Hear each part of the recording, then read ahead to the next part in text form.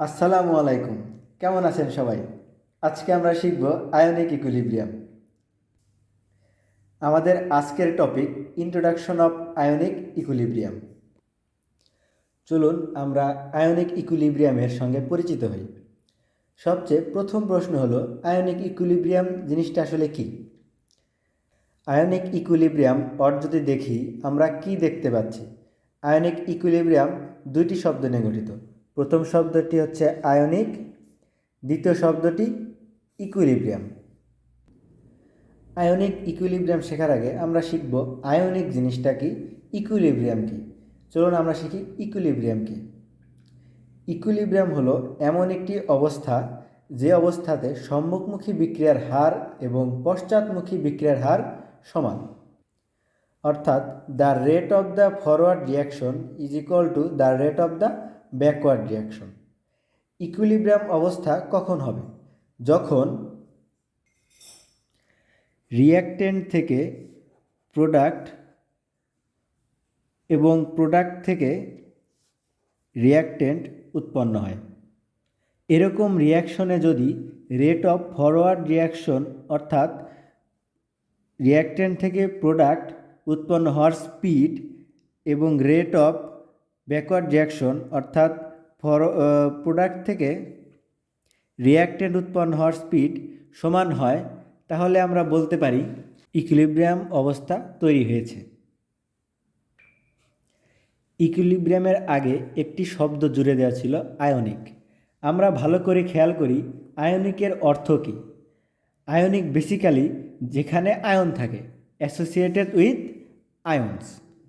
Ions দুই ধরনের হয়, একটি হচ্ছে ক্যাটায়ন আর একটি হচ্ছে অ্যানায়ন। যার উপরে পজিটিভ চার্জ থাকে সেটিকে বলা হয় ক্যাটায়ন এবং যার উপরে নেগেটিভ চার্জ থাকে সেটিকে বলা হয় অ্যানায়ন।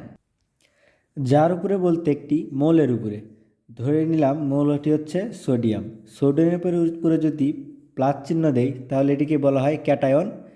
এবং ধরি ক্লোরাইড, ক্লোরিনের উপরে যদি মাইনাস চিহ্ন বলা হয় তাহলে এটিকে বলা হচ্ছে ক্লোরাইড আয়ন। এটি সোডিয়াম আয়ন, এটি হচ্ছে ক্লোরাইড আয়ন। তাহলে আমরা বুঝলাম আয়ন কী জিনিস।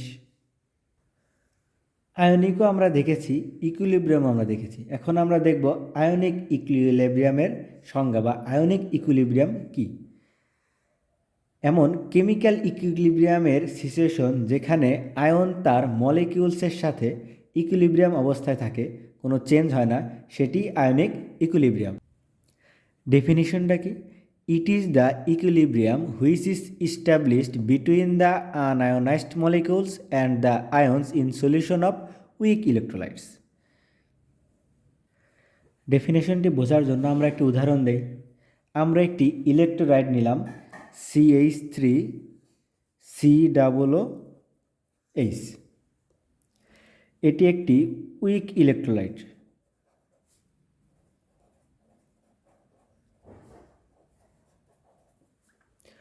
উইক ইলেকট্রোলাইট কী করবে? বেসিক্যালি উইক ইলেকট্রোলাইট আয়নে ভেঙে যায়।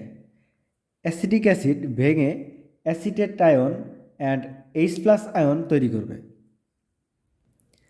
একটি সিচুয়েশন তৈরি হবে যেখানে অ্যাসিটিক অ্যাসিড যে স্পিডে অ্যাসিটেট আয়ন এবং H+ আয়ন বানায়, ওই একই স্পিডে অ্যাসিটেট আয়ন এবং H+ আয়ন মিলে অ্যাসিটিক অ্যাসিড বানায়। অর্থাৎ সাবস্টেন্স এবং আয়নসের মাঝে একটি ইকুইলিব্রিয়াম ইস্টাবলিশ হয়েছে, যেখানে এমন একটি সিচুয়েশন তৈরি হয়েছে যে মেজারেবল কোয়ান্টিটি চেঞ্জ হচ্ছে না। মেজারেবল কোয়ান্টিটি কি? Pressure, concentration.